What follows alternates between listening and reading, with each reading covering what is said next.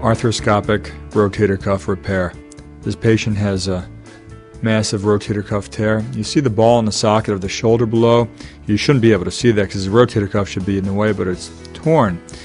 We're going to use a suture hook from one side of the rotator cuff to the other side of the torn rotator cuff.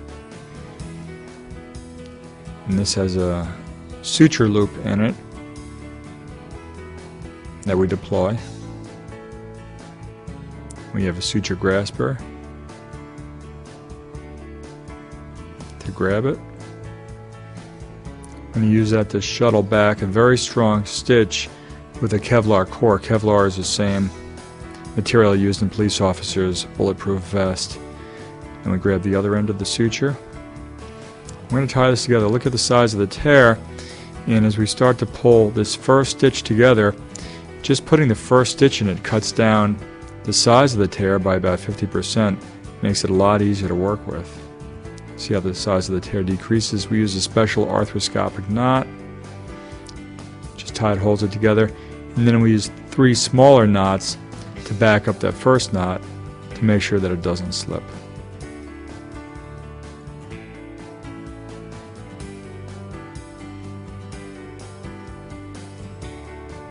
This is all done arthroscopically. There's a fluid medium, so you may see some motion of the tissues. That's what it's from, the flow of the water.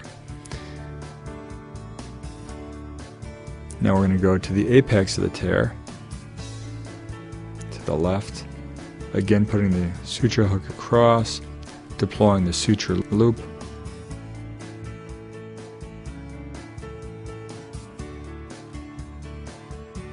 Grabbing it.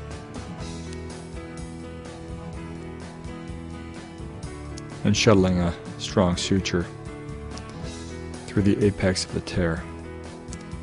Grasp the other limb of the suture.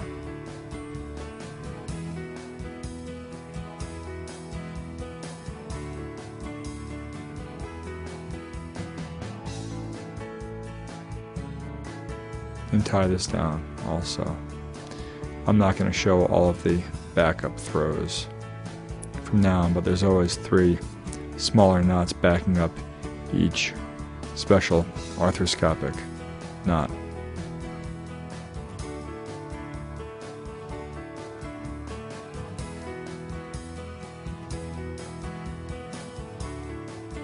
We're going to do this 2 more times. These are called margin convergence stitches, and these just zip up the rotator cuff like the door of a tent. You really have to look at the tear pattern because you have to sew it up the way it needs to be sewn up based on the tear pattern so that it's very low tension. Anything repaired under tension will not heal. You want a very low tension repair, and by suturing the rotator cuff this way, this very low tension gives it the best chance to heal. You can see how nicely it's coming together. It's almost but not quite over the bone we want it to heal to. So we're going to do just 1 more to get it all the way down so it just sits there without any tension whatsoever, so that when we put the anchor to sew it directly to the bone, there's no tension and it can heal. Again, the suture hook, the suture loop being deployed, shuttling stitch, getting both ends, and tying them. Now it's going to come right down onto the bone that we want it to heal to. Very low tension repair.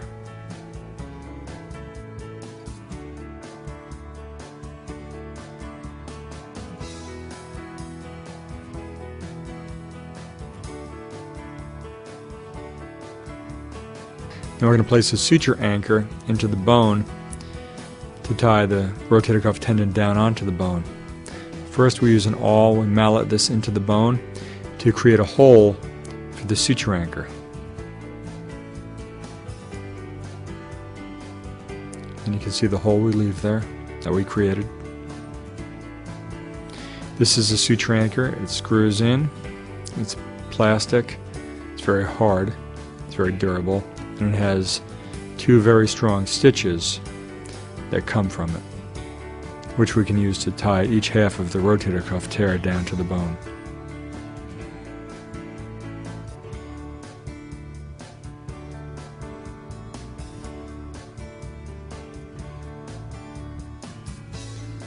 We remove the instrumentation, leaving just the suture anchor and the suture. Place the suture hook through, deploy the suture loop. And we use the grasper to take one of the strong suture ends out. Then outside the body we shuttle it inside the loop, which will shuttle the strong suture through the rotator cuff tendon. Take the other end of the suture. And again, we're going to tie this down with a very strong, specialized arthroscopic knot.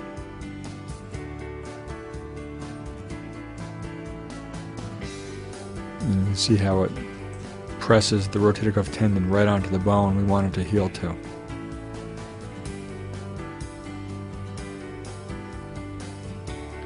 And after tying all of the other stitches and knots, we cut it. Now we're going to do the same thing to the other half of the rotator cuff. Come through it with the suture hook.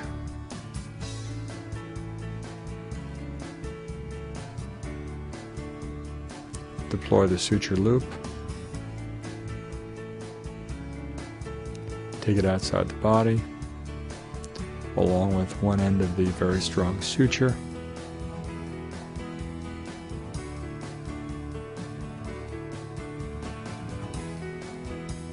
Shuttle it back so it goes through the rotator cuff tendon.